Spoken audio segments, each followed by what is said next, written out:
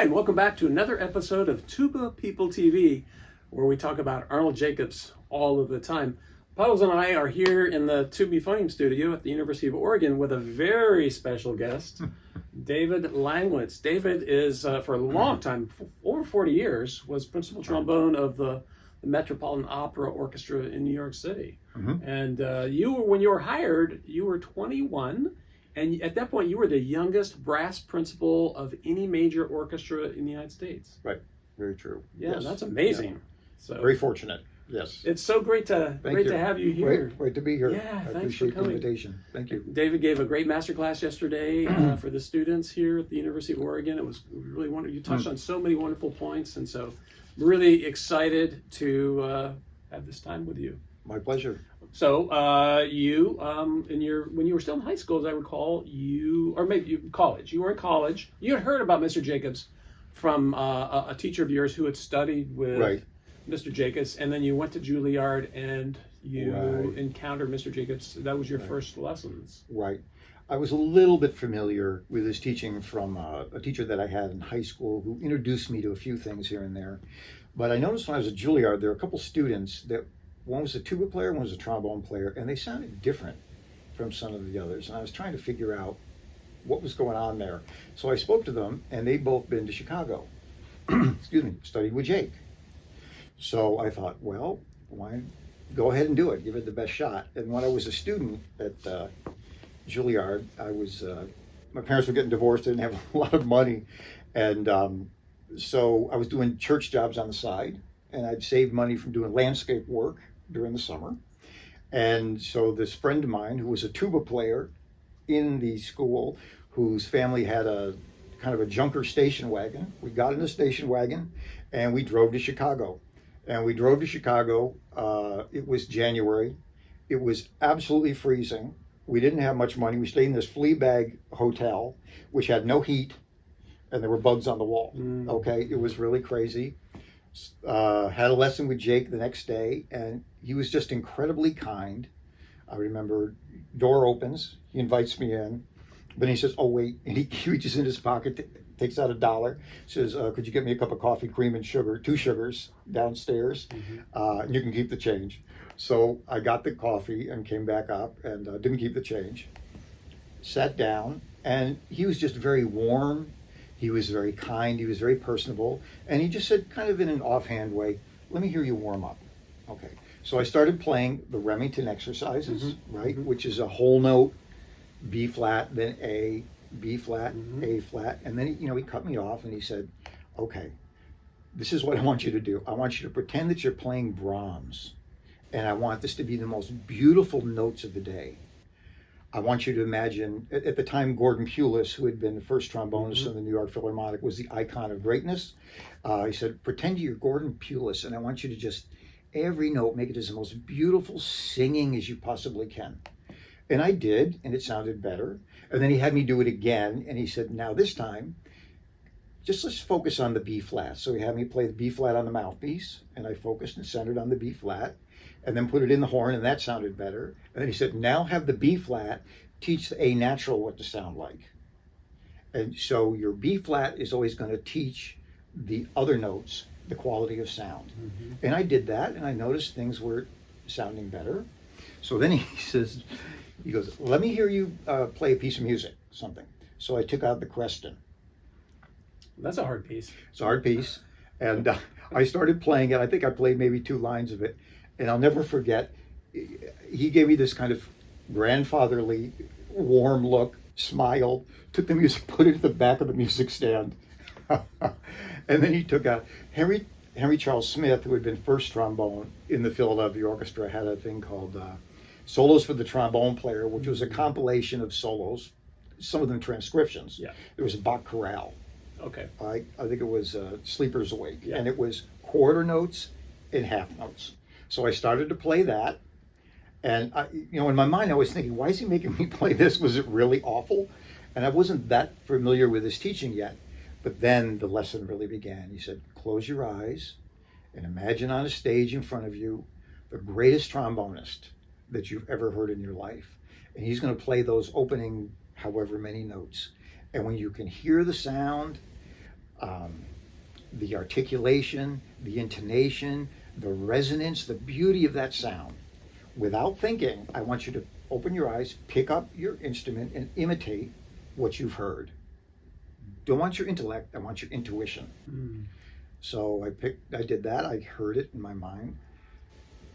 I picked up the instrument, and it was like a completely different player. And I was kind of in awe of that. You know, I didn't think it had come from me. And then he said, okay, you hear the difference, don't you? And I said, yes. And he said, so who made you better? And I said, you did, Mr. Jacobs. And he said, no, that's the wrong answer. You made you better with the use of your mind, right? Using, programming it at the computer level of the brain. And then the body starts making the automatic adjustments that are necessary to create the type of a sound that you want. Now, I had a teacher, one in high school, who had a book of trombonist embouchures, and he actually, he was a nice man, but he was ruining one player after another by forcing them to do the body mechanics as opposed to going through concept, through sound. So this was amazing to me.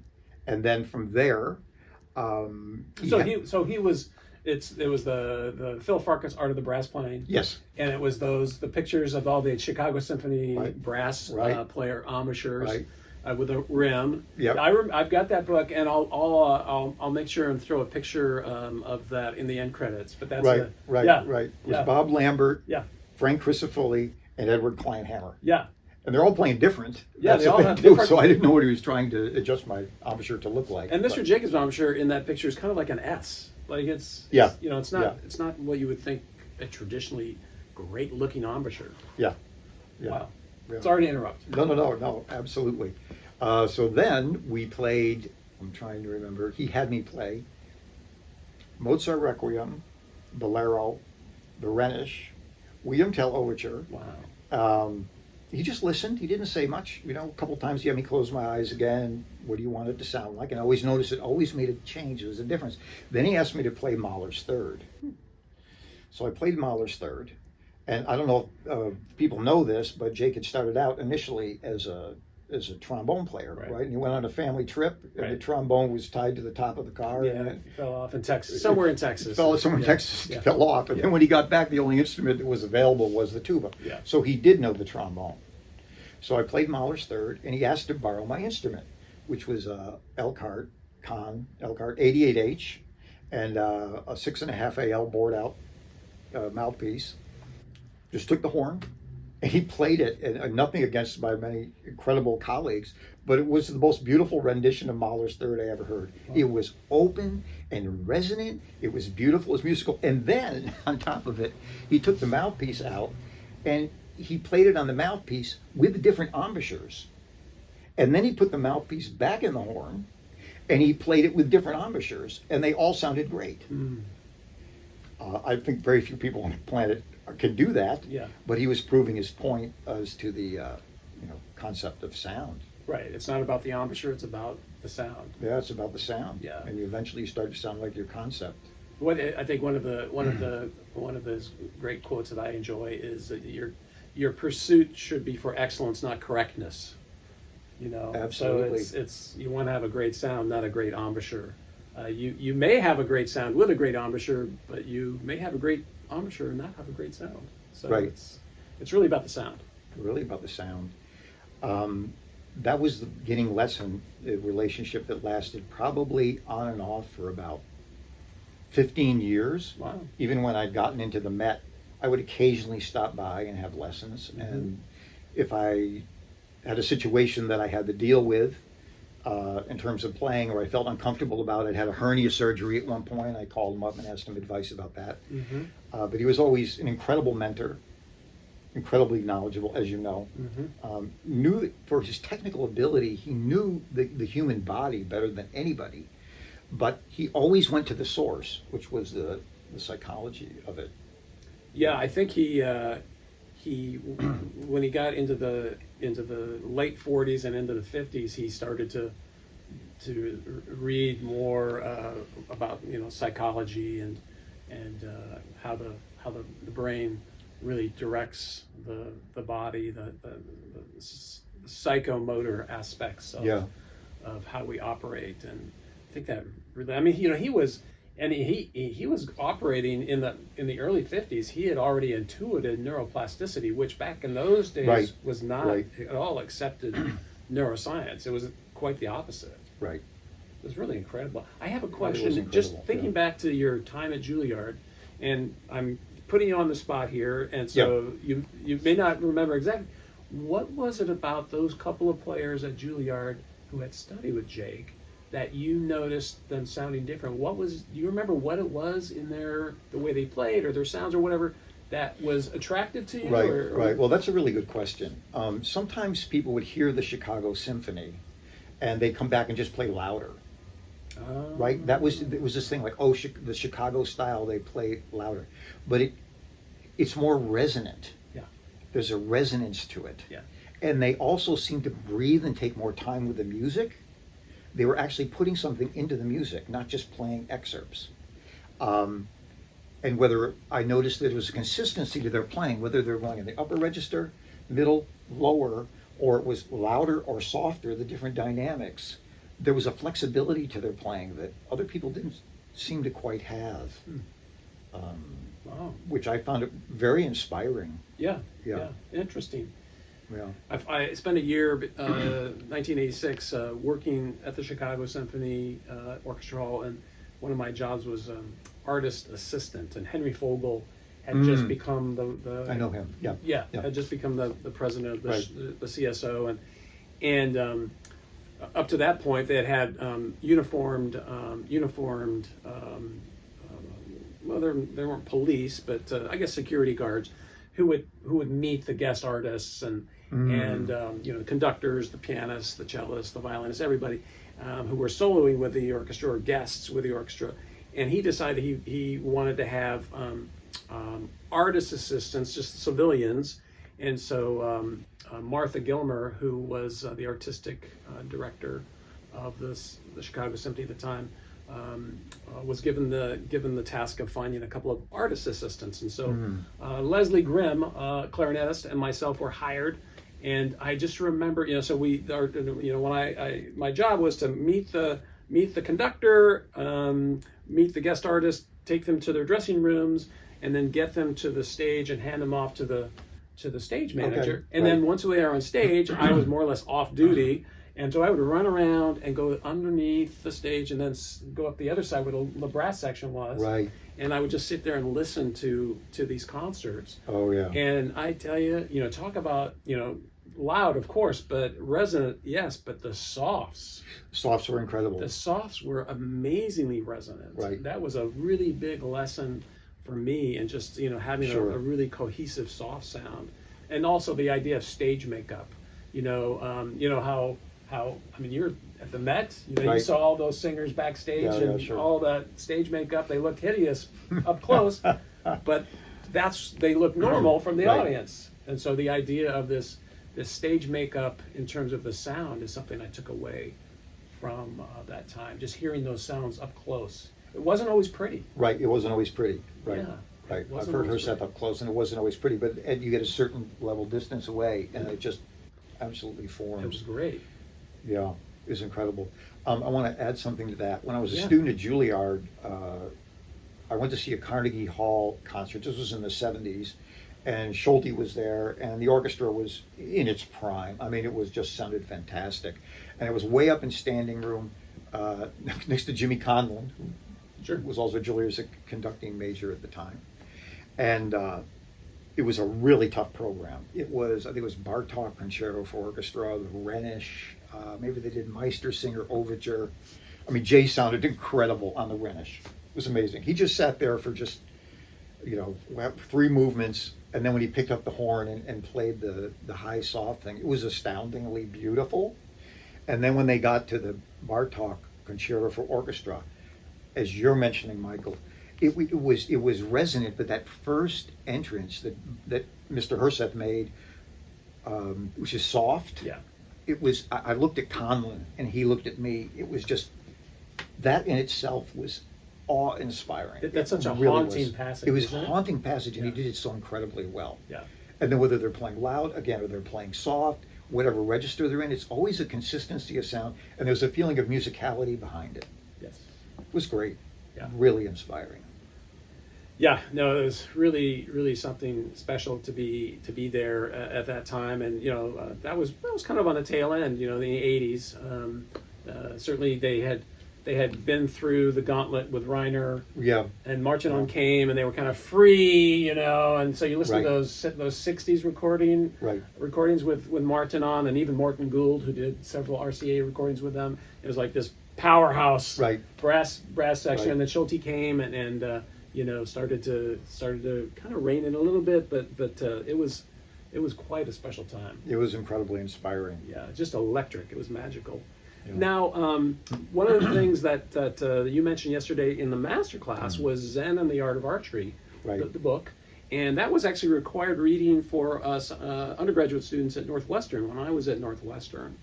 And I remember Jacobs being very, he was aware of the book, and he was very happy that was part of our curriculum. Right. And you mentioned, so I asked David to bring the book in just to Right. show it to the Right. just show it to the camera, and There we go. it was required reading for us, and it really is all about guiding the mind, and maybe you have something you'd like to. Yeah, definitely. So how I heard about this, I mean, Jacobs was aware of it. I actually, at one point, after I studied with Jake, I took a lesson with Ed Kleinhammer, the bass trombonist of the Chicago Symphony, and he's the one that told me to get this book. Oh, wow. And he told me that they were passing it around the brass section. Wow. Which was a big shock to me. Yeah. But I got the book and I read it, and it very much relates to Jacobs' teaching, to, I guess, interdisciplinary mastery, someone who does something very, very well. I'm going to read one section from the book here where it says, it's Zen in the Art of Archery, so he talks in the context of archery. The archer ceases to be conscious of himself as the one who is engaged in hitting the bullseye which confronts him. This state of unconsciousness is realized only when, completely empty and rid of the self, he becomes one with the perfecting of his technical skill. So in a way, it was very similar to me to Jake's concept of what do you want to sound. You don't go to the technical mechanics of what you're doing. You order it up at the computer level of the brain. Yeah. And there's a certain, I wouldn't say emptiness that goes along with that, but you have to be thinking the right thoughts. There's an interview with Karajan. Some people don't know that Karajan actually studied Zen Oh, I didn't know for that. a while. Wow. Yeah. He doesn't reference this book, but what he says in the interview is almost exactly what I just said here. And it's very similar to Jacobs' teaching.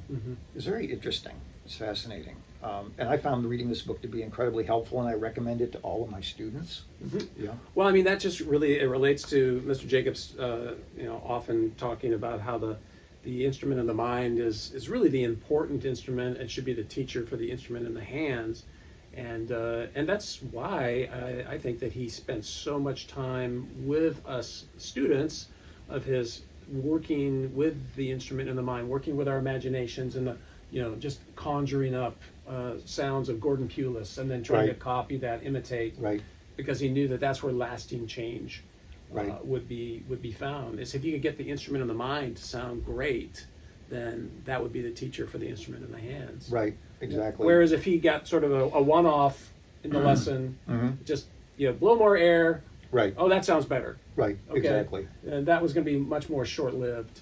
Absolutely. Yeah. You're articulating it really well. And the other thing is that, so you would have me do these exercises or have play excerpts from operas or symphonies, and then I would mentalize it. Was that the word he used?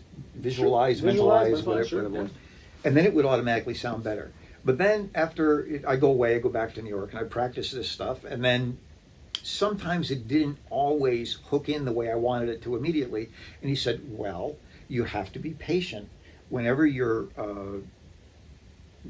reprogramming yourself to some kind of a new way, approach, or concept. It takes a minimum of usually 3 weeks to 3 months to solidify it in your system, because we're like these platters, right? These grooved records, and we get into these habits, right? So you have to find a way to supplant that. But with patience, with discipline, with practice, and I can hear him saying it, you eventually begin to sound like your concept. And it's really true. It's true. The progress that I made, okay, so when I was in my third year of Juilliard, the position came open at the Metropolitan Opera, and I thought, how the heck am I going to win this in my third year? But the auditions at the Met the prelims and the finals are all behind a screen, right?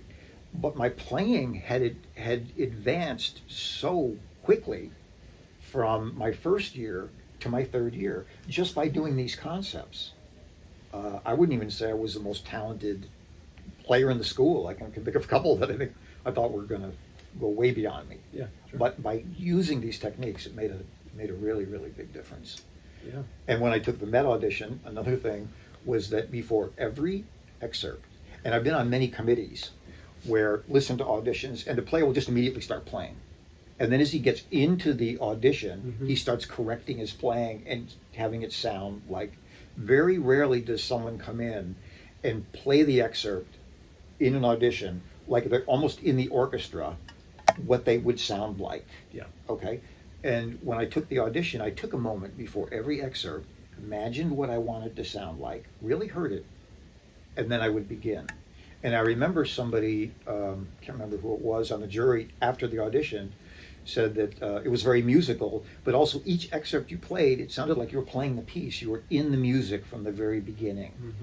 And that's something that can be learned, people can learn that. They just need to be presented with the information and adopt it into their playing. Yeah. Something that Dave Fedderly, says that I heard him in a lesson or a class was this. And Dave's, of course, studied with Mr. Jacobs and is really a wonderful teacher and just has such great ears and great sense for sound and musicianship. And one of the things that he said in this regard of sort of reprogramming the brain is the brain works on percentages. What you do the most of is what you become the best at, and so it just takes time. You have to be intentional with this repetition, your focus, because it just takes time to move the percentages needle in your favor, to get to this new way of playing.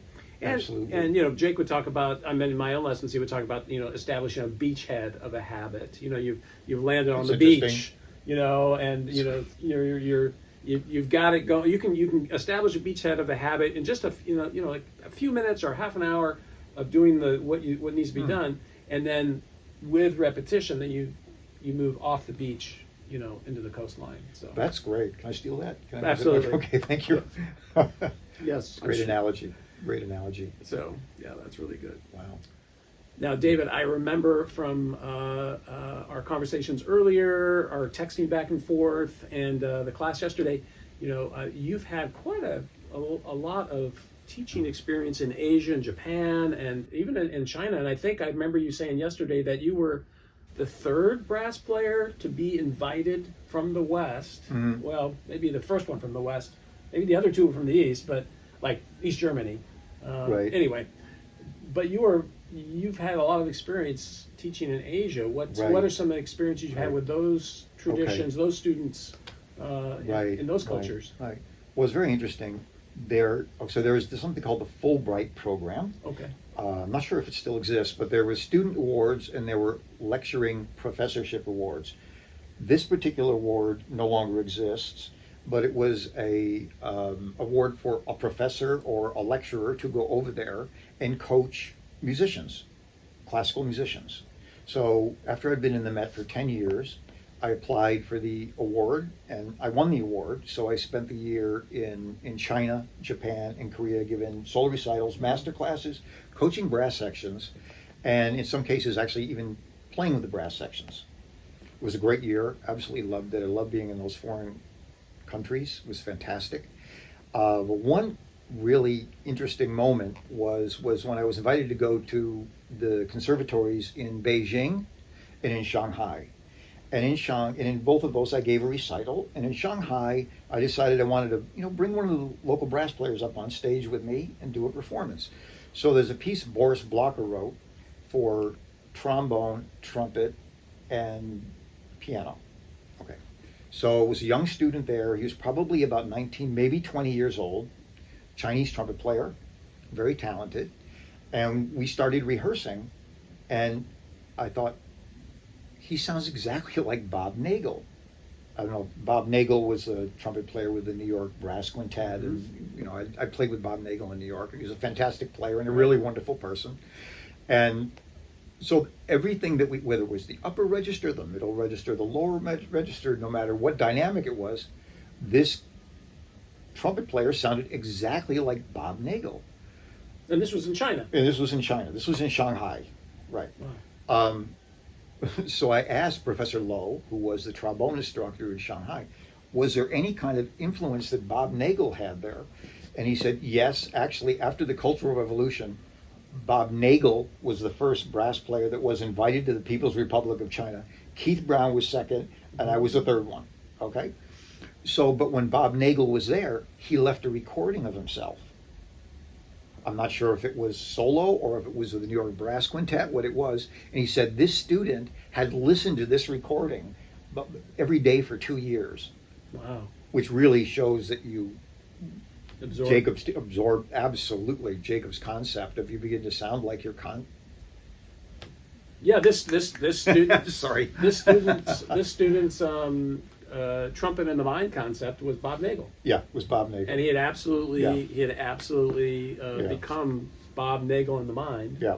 Because the colors of sound, the phrasing, ideas, everything was Bob Nagel. Everything was Bob Nagel.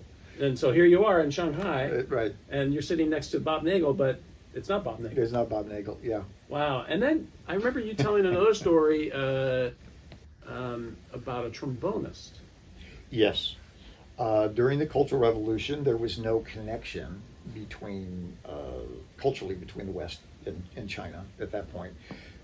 But they wanted to bring in a foreign expert, so they brought in a trombone player from East Germany. I think it was either from Leipzig, Dresden, somewhere. And he gave master classes, and this was interesting because the translator from German to Chinese mistranslated a phrase where he was talking about the embouchure. And all of the Chinese trombone players of that generation copied it, even though it was a mistranslation, and it ruined an entire generation of Chinese trombonists. Wow. It's really incredible. So I asked Professor Lowe in Shanghai, who was a professor there, if he could take one of those trombonists and bring him up to the stage. So I had him come up to the stage. He was a little shy. He was an older guy, and I asked him to play the Mozart Requiem, beginning of the Mozart Requiem. And he did. It was a little shaky, you know. So same thing, I had him close his eyes through the translator, say, imagine on a stage in front of you a fantastic trombonist, and you hear the sound, the articulation, the intonation, all the stylistic inflections, everything in this, without thinking, just imitate what you heard. And the guy played, you wouldn't believe the difference. And the whole room started laughing and applauding. It sounded so much better. And Professor Lowe said, he hasn't sounded that good in 25 years, you know. It was amazing. I also remember there was a trombonist that had stood on a train for 48 hours coming in from Tibet to Shanghai to take the master class. And I was giving a lot of Jake's teaching out. And then he went back and brought, I don't know how many trombonists were in Tibet, but he played it for all the trombonists there. So the next time I saw Jake, I think it was outside Carnegie Hall in New York, and I told him that his teaching was now in Tibet, which he seemed to get a kick out of that. Wow, that's great. Yeah. Well, that reminds me, you know, of Jacobs' idea of establishing what is right in the mind, and so, you know, and then copying that, and absolutely, and letting what is going on in the mind teach the body, which we've talked about a little bit already, but just with this Bob Nagel, you know, copier. I mean, it's such a great testimony to establishing what is right in the mind, rather than trying to fix what is wrong. Figure out what you want to sound like. Figure out what you want, right, and then let that be the teacher. Right. Yeah. Absolutely. Yeah.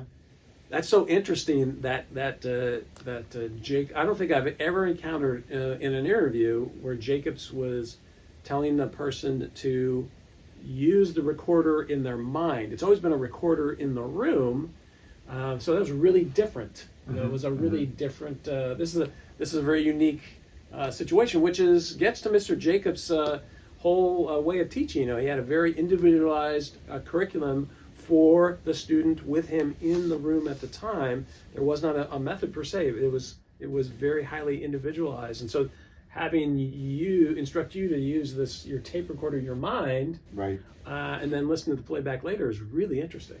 Yeah. My friend Jim Ross, who's in the trumpet section of the Metropolitan Opera, says that sometimes it can be a little confusing for people when you speak to different people that have had lessons with Jacobs, that they come back with different things, very nuanced, because he would sculpt the lesson depending on the needs of the individual student. He was definitely not a one-size-fits-all guy. Right. And that was one of the things that I appreciated so much about his teaching. I felt he almost had this, this sixth sense about what David needed to improve the most. And he found a way of going there, and he found a way of articulating it that worked the best in the lessons. It really was extraordinary. I think that's why he was so successful as a teacher, as a sensei of sorts, as a maestro of sorts. Absolutely. With so many, it's not just tuba or low brass. It was horn, trumpet, oboe, flute, clarinet, bassoon, singers. He had high-level singers from around the world coming to study with him, and I think this is because he knew people. Yes. He knew psychology. He knew how people operated, and he investigated with them through conversation at the beginning of each lesson, just to get to know them, how they communicated, their style of communication, their syntax, their particular manners of speech. Right. What kind of words would resonate with this person versus his words with another person. Really such an intelligent person. Absolutely. I almost feel that if he had decided to become a psychologist, a doctor, a scientist, a quantum physicist, he could have done all of them. Yeah. Or whatever he had chosen, he would have been really successful at it. I don't know if you know this or not, but he had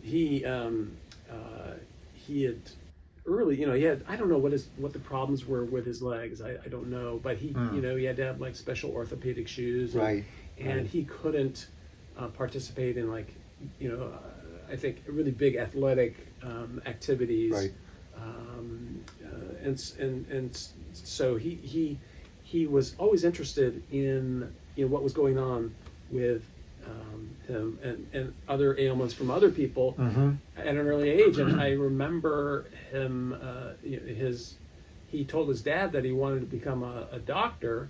By this time, he was in his teens and maybe late teens even, and sounded really good as a musician.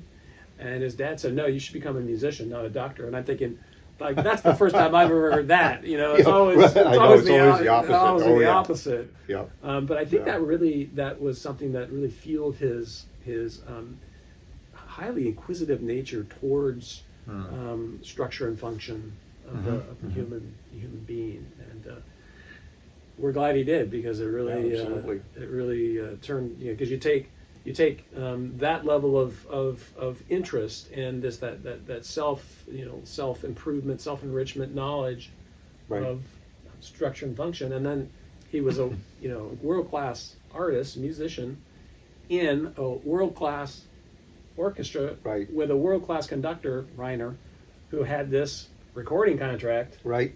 And there you go. It was like the perfect storm. And then Herseth came along. Right, and Bud came along. And so you had the bookends, and these recordings started going around the globe, and people would come and want to hear this magical sounds, and they get a lesson, and then they go back to their home and they teach their students a little bit what they heard. Right. Their slice of the pedagogical pie. From Jacobs. Absolutely. And then their students would come and get a lesson, and they go home and teach their students, and their students would. This happened for decades. Yep. Yeah. And I remember when I interviewed Henry Fogel, I ran this theory by him of just how Mr. Jacobs changed the world pedagogically through this perfect storm, and he thought about it, he said, I think you're onto something. Right. Yeah, it's really interesting. Absolutely. I watched your interview with Jay Friedman last night, and you mentioned the bookends of Herseth and Jacobs and how incredibly energizing and exciting that was to be a part of that era. I articulated very, very well. Yeah.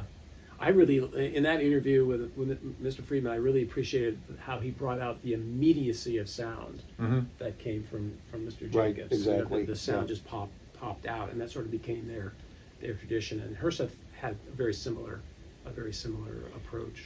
Right. Just with the sound, the air getting to the lips. So, right, immediately, so right. Yeah. And that's one thing that Jake worked with me on also, was that I was using too heavy a tongue. It was getting in the way. I was kind of, it was just a heavy tongue. Yeah. And he got me to toll. It was more on the OH end as opposed to the hitting the T Right. so strongly. We actually did quite a bit working with that also. Yeah. So the lowercase t right. versus the uppercase t, right. using the lowercase t. So it's, and Gail Williams in her interview, she talked about this, how it's the study of sound is always in the vowel, study the vowel, right. not in the consonants. You don't hear people going around talking like this. Right. It's much more about the vowel sound. Right, right. And that relates well to brass playing as well. Very good. Absolutely. Yeah. Absolutely. David, the idea of the lowercase t, putting the emphasis more on the vowel, getting the tongue out of the way so the air can get to the lips. That reminds me of his idea of you want to be thinking in terms of air flow, not air pressure, because there's always going to be air pressure, but there may not always be air flow, and right. so we can get into these situations where there is no airflow. That's not going to work if you're right. a wind musician. So, right. Do you remember? I know that when he would talk about using the lowercase like t or the softer, you remember more about what he did with you with that? Sure. Well, he used this phrase. He said several times. He said, "Well, what you're doing is you're watering the garden and you're stepping on the hose." Right. Okay. So I had way too much pressure, and so he gave me this exercise.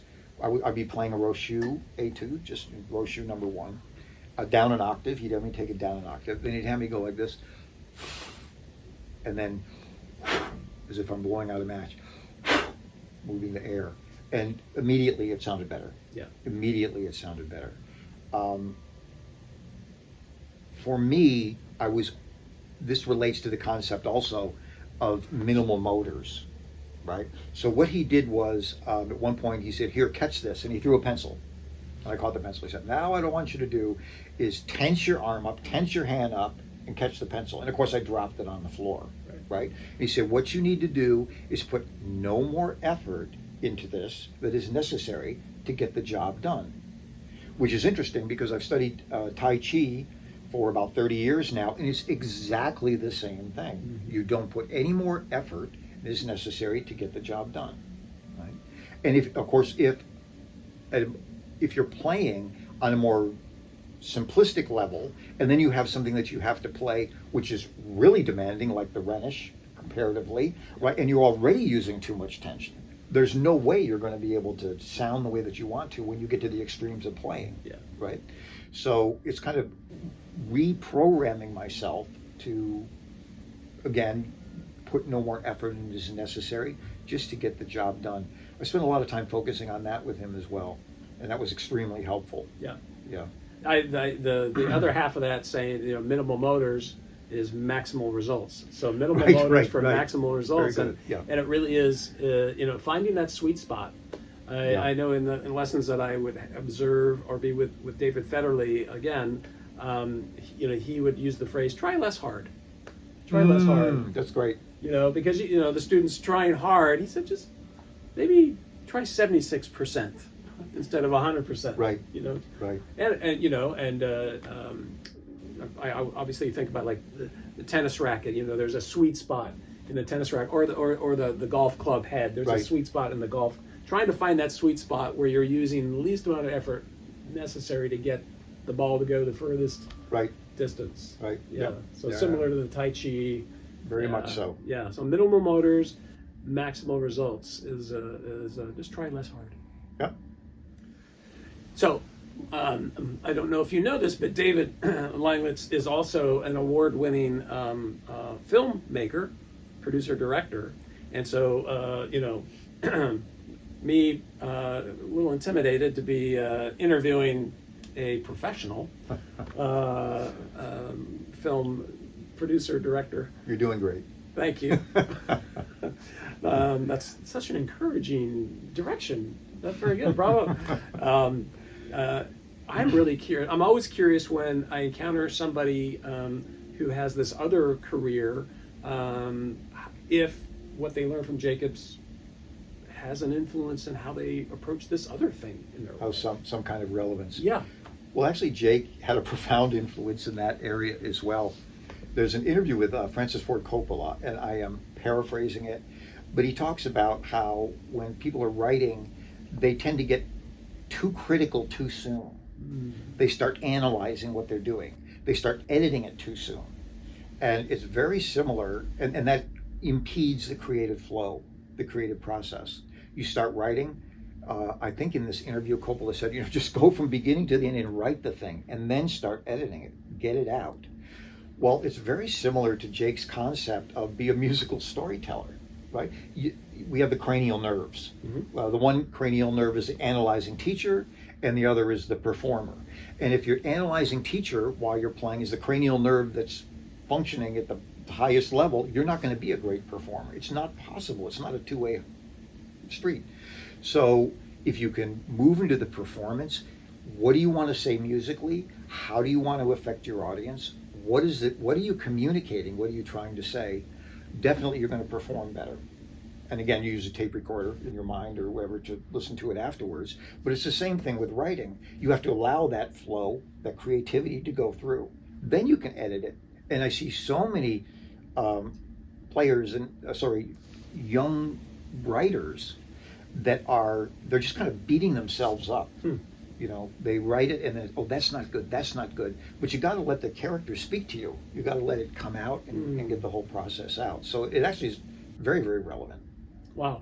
Well, I'm really excited. David gave me a copy of his thesis film when he was at NYU, studying film at NYU, and I'm really excited to watch it. Yeah. Thank you. Yeah. Because it's quite a cast you had in that film. Very fortunate. Yes. And the clock is going to go off right now. That's my University of Oregon cuckoo clock.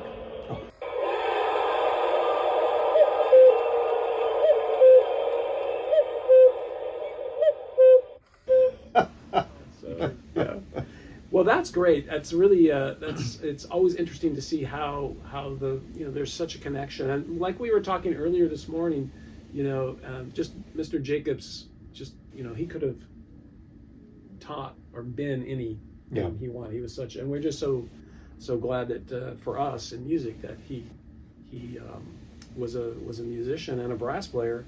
Did you have any? This is just off the cuff. Did you have any negative responses from other brass players when they found out that you were studying with Jacobs? One. Oh, really? Yeah. Not about Jacobs as a person or as a playing, but he said, so it kind of made a derogatory comment. So you're going to go study the charts on the wall. Oh, right. That type of a thing. I guess but they didn't really know what he was doing. They didn't really understand what he was teaching. Yeah. And I said, well, it's actually deeper than that. I just countered with that, and then the guy got a little about that. But some people didn't understand on so many levels the profundity of what he was doing, the depth of what he was doing. Yeah. And I know he measured my air capacity and he did things like that, but that wasn't a major part of our focus, at least with the way that he taught me. Yeah, that was just like that was part, as I understood it from him at the time, that was just it was a research study mainly. He was just keeping track, and all that information has been lost, but he would just measure vital capacities of the students that would come to him. And he would just chart it, and he would height, age, right, that kind of thing.